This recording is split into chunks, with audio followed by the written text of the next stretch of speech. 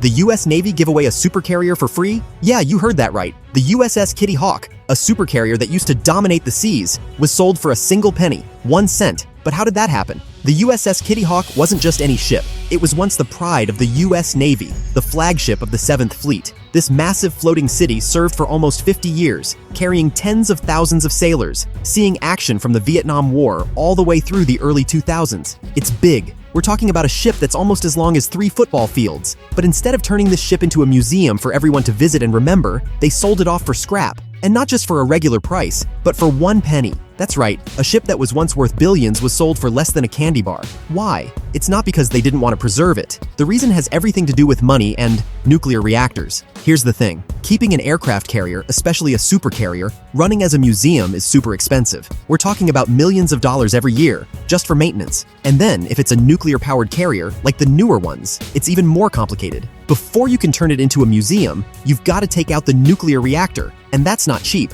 But here's what really hurts. Kitty Hawk wasn't even nuclear-powered. It was conventionally powered, meaning it didn't have a reactor. So why couldn't it be saved? Well, no nonprofit could raise enough money to take on the costs. Kitty Hawk was just too big to handle. And when nobody can pay for it, the ship gets scrapped. But wait, it's not just the Kitty Hawk. The USS John F. Kennedy, another supercarrier, was also sold for just a penny. These were the last 2 conventionally powered supercarriers in the US Navy's fleet, and they're both going to end up in pieces. And here's where things get even crazier. The company that bought the ships for a penny isn't making a fortune either. Scrapping these ships costs millions of dollars. Lead paint, asbestos, and other dangerous materials mean that the scrapping process is complicated and expensive. So why did the Navy give them away? They just needed someone to take them off their hands, and the scrap company agreed to do it as a favor to the Navy. The truth is, turning these ships into museums sounds amazing, but it's not easy. If they don't make enough money as museums, they fail. That's happened before. And when that happens, guess who has to take the ship back?